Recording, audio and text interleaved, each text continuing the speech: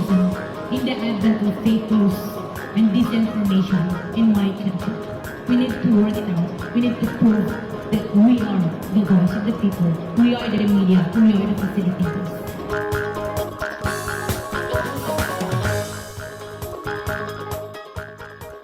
Aniya na ang mga balita nga nahagpat sa Newsline Philippines Information Center. Ako si Paul Palacio. Tutok na!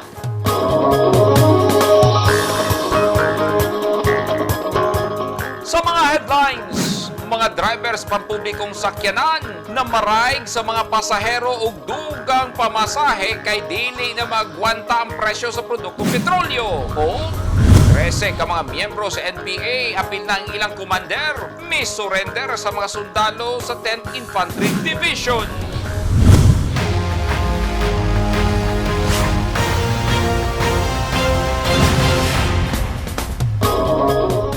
Sa detalye sa atong mga balita, nagpakiluoy na sa mga pasahero ang mga driver sa PUJ nga dugangan unta ang ilang pamasahe kay igo na lang sa pagpatubil ang ilang kitaon sa pagpamasada ug halos wala na sila'y masustento sa pamilya tungod sa siging usbaw sa produktong petrolyo. Ani ang report ni Eugene Hinutan. Tungod sa sagunson nga pag-usbaw sa presyo sa produktong petrolyo, mingaab na ang mga motorista sa kamahal niini. Usa ang PUJ driver nga si Joseph Dagaas nga dunay rutang Catalunan Grande ang nangyawat og pamasada matag adlaw aron dunay mauling kita sa iyang pamilya. Apan tungod sa halos matag semana nga usbaw sa presyo sa petrolyo, igo na lang itubil ang iyang kita sa iyang pagpamasada. Dungan sa pag-usbaw sa presyo sa petrolyo, butunta ni Joseph kung pwede dungagan sab ang pamasahe sa iyang mga pasahero. Ayun na lang tag madugangag mga pila ka kuanda kay dako na mag kuas krudo halos katunga na natubo. Sama ni Joseph, muna sab ang paningkamot sa driver nga si Cipriano Semblante nga nabalakan na kung masunda na sab ang oil price increase, wala na siya mauli nga kita sa iyang pamilya. Wala gyud may ginansya probinsiyane ba kung sigig taas halos taga semana. Oh, sugot mi alam tasang nga pamasaya ani lugi naman kay sa mong round god. Igura sa krudo among round. Subida na mo apay pasahero tapos padong dito iguray krudo. Uyon hinuon ng ubang pasahero kung ugaling magpatuman o usbaw sa pamasahe. Lisod kay na sultihon kay kining taas ang gasolina kawawa pong driver. Kaya ang kaning mga tao nga pasahero muangal pod kay taas ang pamasahe. O yun ko ana dungagan ang pamasahe kay mahal man gasolina pero og muubos ang gasolina ibalik na po pamilite. Kagahapon halos piso ang gisaka sa presyo sa krudo o gasolina. Busa sa 66 pesos na ang matag litro sa gasolina ug 57 pesos ang matag litro sa krudo. Eugene Hinutan, Newsline Philippines. Stay safe! Dungan sa pagsaka sa presyo sa produktong petrolyo ang pag-usba-usab sa presyo sa matag kilo sa liquefied petroleum gas. Sumala sa mga gagmay negosyante, kinahanglan nga modiskarte usab sila sa ilang baligya aron dunay gamay nga ginansya para sa pamilya. Ani ang report ni Ronnie Jun Otero. 25 katuig na nga nanindaw og sudan sa Remedios sa Banal sa kilometer 77 National Highway, Bansalan, Davao del Sur. Kung pagbudget lang sa pamalingke ug pagtako sa sudan, hanas na siya niini. Apan ning mga panahona, miaray na siya kay lisod na i-budget ang pagsaka sa presyo sa mga sahog sa iyang sudan ug labaw sa tanan ang pagsaka sa presyo matag kilo sa LPG. Busa para niya kinahanglan na gyud nga modiskarte sa iyang baligya. Ang akong ibuhat, ang akong iniwag, itubuan na akong tag-gis, kay matag ang among mga gulay, mura hapon 20 pero nag-adjust lang yun. Takal sa mga ihatan sa tao, matama rin sa 20. Ay, nakati ato kasi ato. Pinughang kahoy na ang ginagamit ni Remedios sa pagluto sa iyang baligyang sudan. Kay kinahanglan una niyang yamiran karon ang paggamit og LPG kay basin wala siya'y ginansyahon. Iwan ka lang sa amin, kaya mga paginabuhay na, hindi mo muli doon, may makaon. Ginang ka lang, ginagmay kayo, kalibili may kaon, mura na mo ang after karon. Dili lang ang mga negosyante nga sama ni Ate Remedios ang apektado sa pagsaka sa presyo sa mga palaliton, hasta mga yanong residente apektado usab. Samot na kakagahapong adlaw, Marso 1, gianunsyo sa mga gas company ang pagsaka sa presyo sa LPG nga moabot ngadto sa 7 pesos og 95 sentimos. Busa karong panahona, importante ang pagdaginot sanglit, apektado sa krisis ang tanan. Ronnie Junotero, Newsline Philippines, Province of Davao del Sur. Stay safe.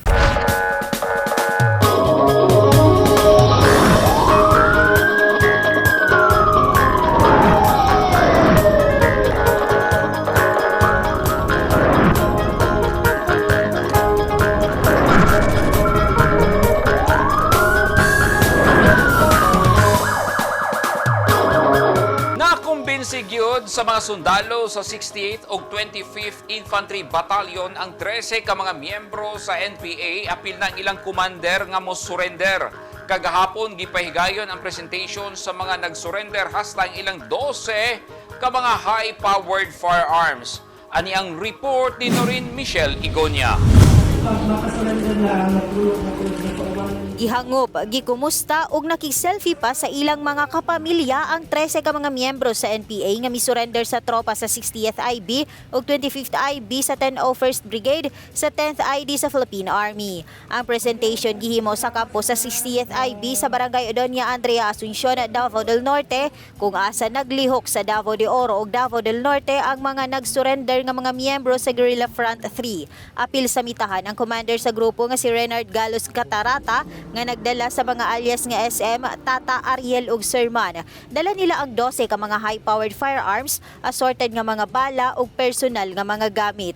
Usa sa mga nag-surrender ang minor de edad nga si Maya ug sumala niya napugos siya sa pagsulod sa kalihukan kaysa dihang giduaw niya ang iyang pamilya nga mga miyembro sa NPA maglisod na siya og gawas. Ang tinuod, wala man gyud ko nagsulod sa kalihukan. Kanang nagduaw raman gyud unta ko sa akong pamilya dito sa sulod. Tapos tapsa na magdaghan ang tropa nga ni sulod. So wala ko nila napauli. Tapos wala man pud ko choice kundi mag-uban-uban na lang pud sa ilaha. Ang pag-surrender resulta usab sa walay puas nga focused military operation.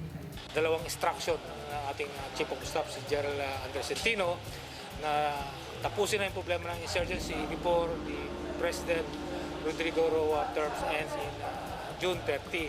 And at the same time, ensure yung safe, accurate, free and fair national and local election this coming May.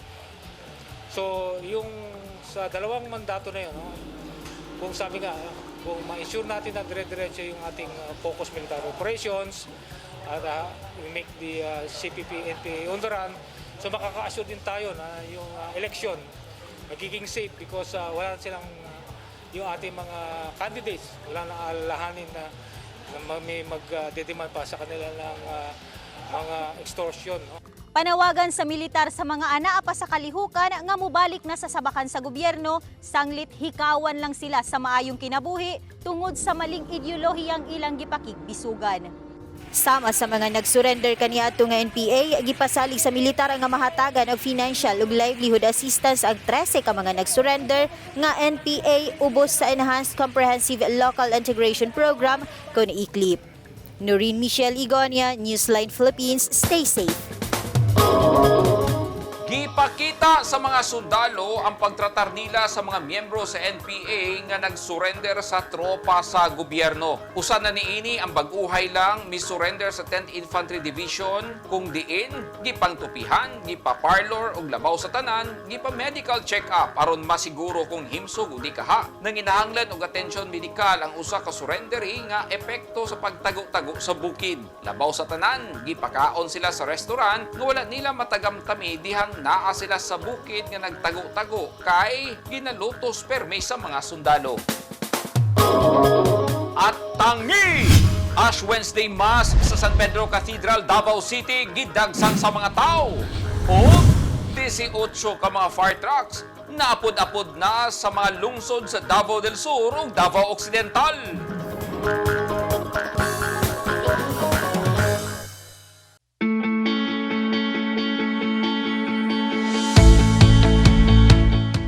Gusto ba mo og barato ug orihinal nga mga construction supply?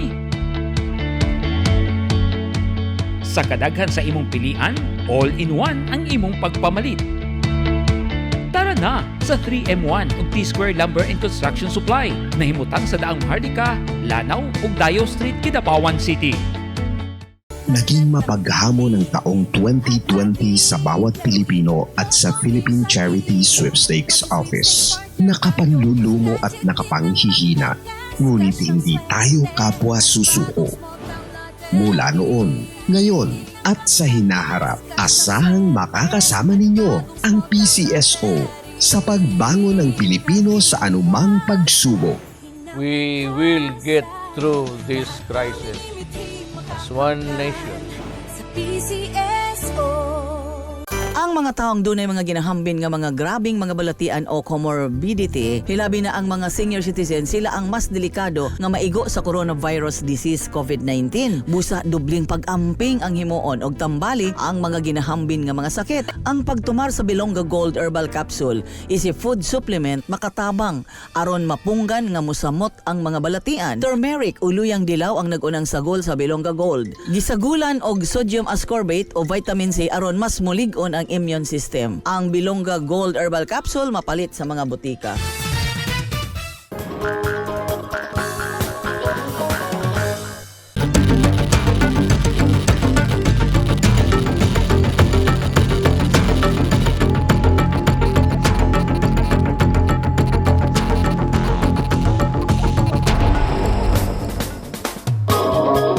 Makita sa unang higayon nga daghan kayong tao ang misimba karong Ash Wednesday sa San Pedro Cathedral, Davao City, sukad nagsugod ang pandemya. Halos naanas gawa sa katedral ang mga tao nga mitambong sa misa alang sa Ash Wednesday karong adlaw, Marso 2. Tungod sa mas luag nga alert level status sa syudad, gilauma na ang pagdagsang sa katawhan, sanglit gitugutan na ang full capacity sa indoor ug outdoor activities. Apan kadunay ang pahimangno sa mga otoridad sa katawhan sa pagsunod sa mga health protocols sama sa pagsulob og face mask o pagsunod sa social distancing.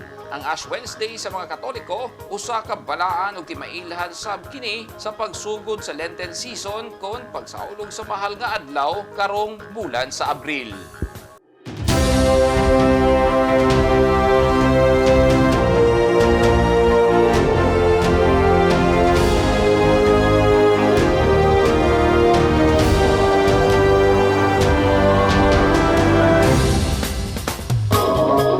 This portion is brought to you by Toyota. This portion is brought to you by Rizal Memorial Colleges.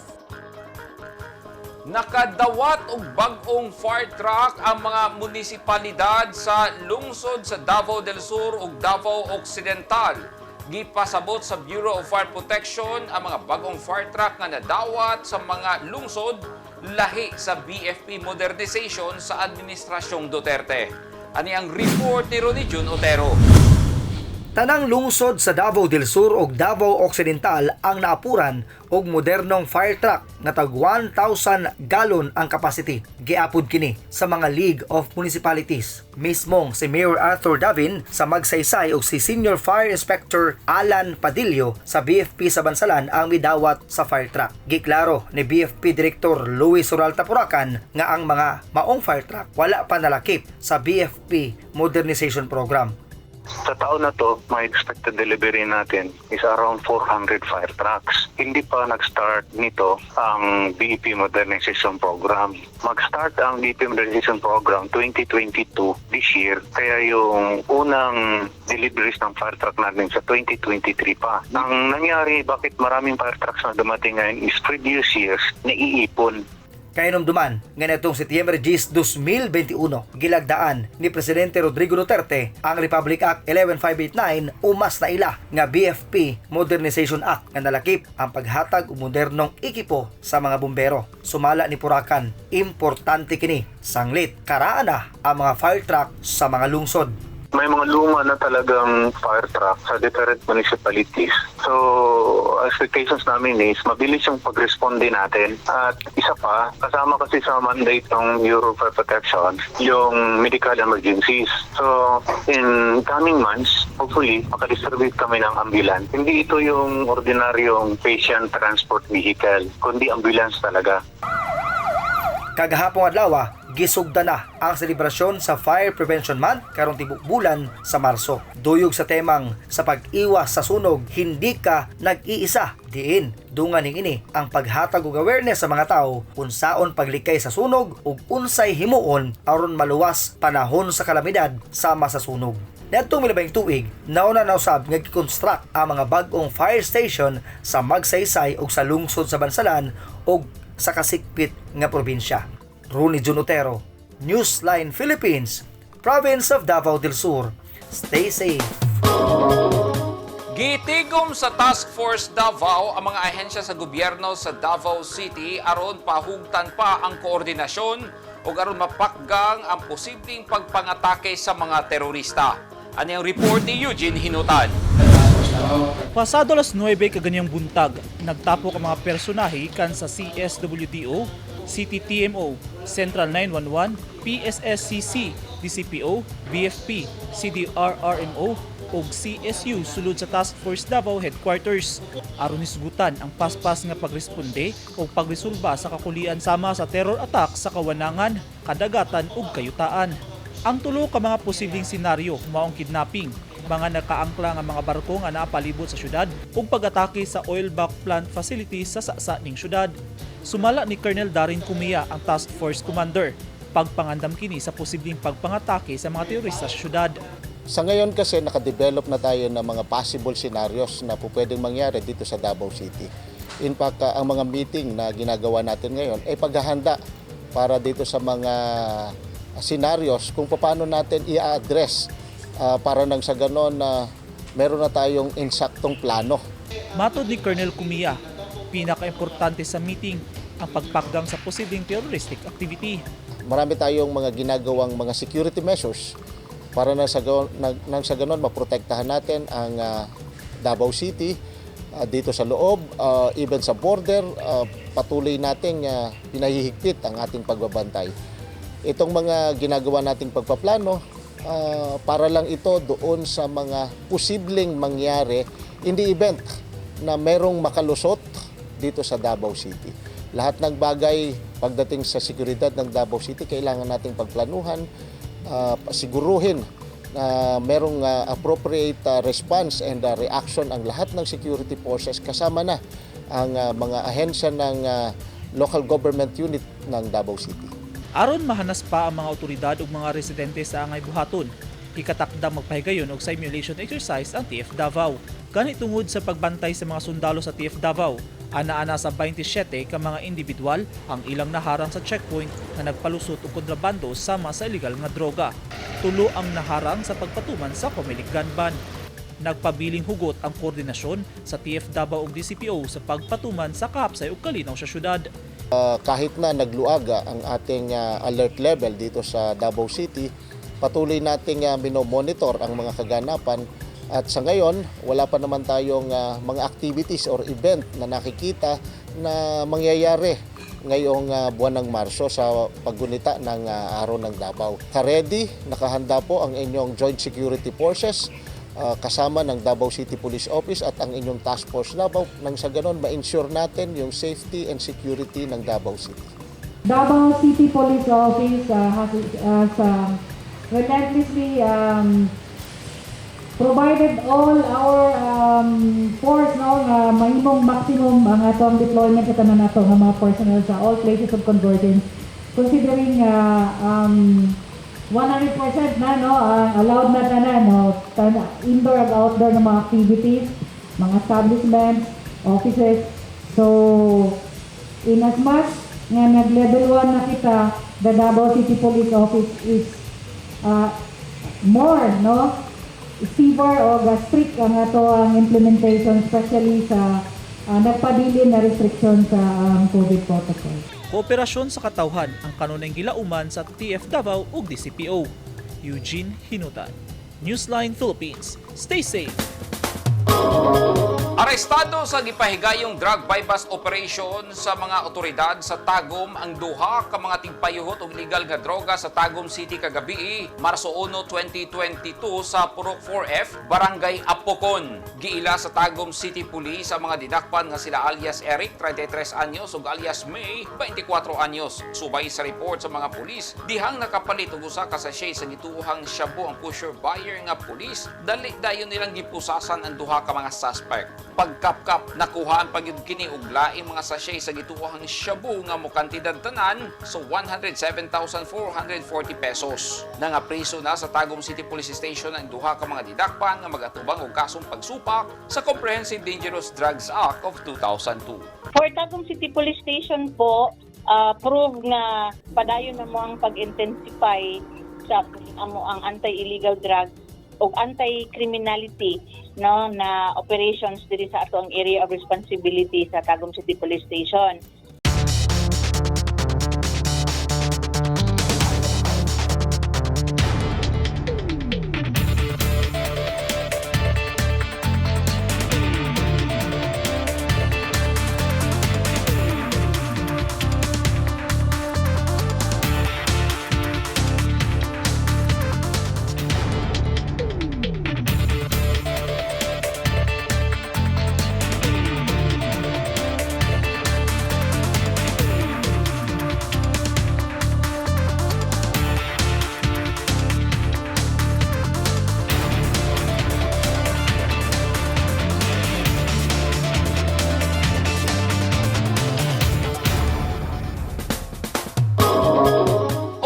Naghingpit sa mga balita nga nahagpat sa Newsline Philippines Information Center. Alang sa dugang mga balita, bisitaha ang website na www.newsline.ph, sa Facebook page, Instagram, newsline.ph, o sa Twitter, NewslinePH. Kung aduna mo'y mga balita o impormasyon sa inyong tagsa-tagsa ka mga lugar sama sa sunog ug baha, mamahimo ka na inyong i-share pinagi sa Newsline Messenger. Makita usab ninyo sa Channel 49 o Channel 50 sa NCTV and Cable TV sa North Cotabato. Ug syempre, mo-subscribe kita sa YouTube channel sa Newsline Philippines ug sa app nga TikTok. Ako si Paul Palacio, dagang salamat and stay safe!